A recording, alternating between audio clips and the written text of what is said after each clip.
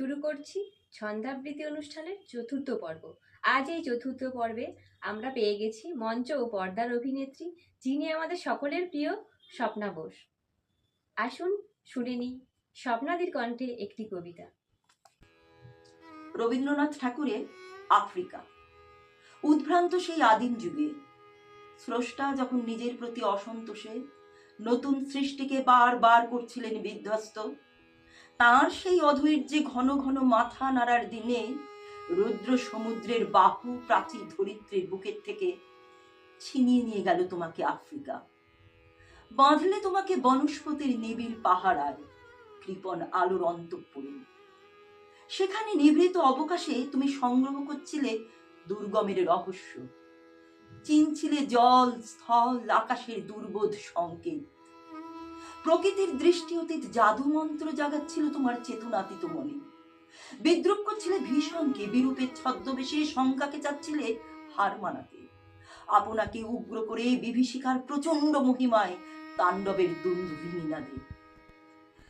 হায় ছায়াবৃতা, কালো ঘোমটার নিচে অপরিচিত ছিল তোমার মানব রূপ উপেক্ষার আবিল দৃষ্টিতে।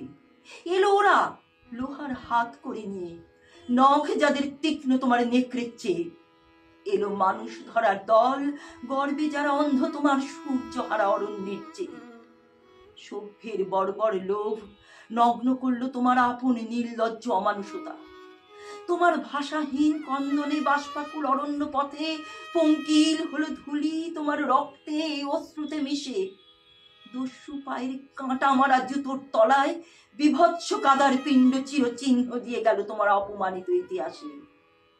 সমুদ্র পারে সেই মুহূর্তেই তাদের পাড়ায় পাড়ায় মন্দিরে বাজছিল পূজার ঘণ্টা।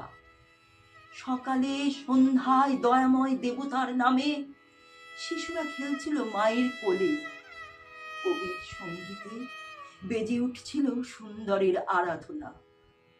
আজ যখন পশ্চিম দিগন্তে প্রদোষকাল, ঝঞ্ঝা বাতাসের ঊর্ধ্বশ্বাস, যখন গুপ্ত গহ্বর থেকে পশুরা বেরিয়ে এলো, অশুভ ধ্বনিতে ঘোষণা করলো দিনের অন্তিম কাল।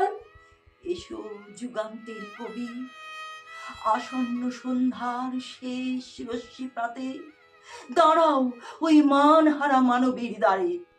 বলো ক্ষমা করো হিংস্র প্রলাপের মধ্যে, সেই হোক তোমার সভ্যতার শেষ পুণ্যবাণী। আমাদের অনুষ্ঠানগুলি প্রতিনিয়ত দেখতে হলে এখনই সাবস্ক্রাইব করুন আমাদের ইউটিউব চ্যানেল তারামা ফিল্মসে।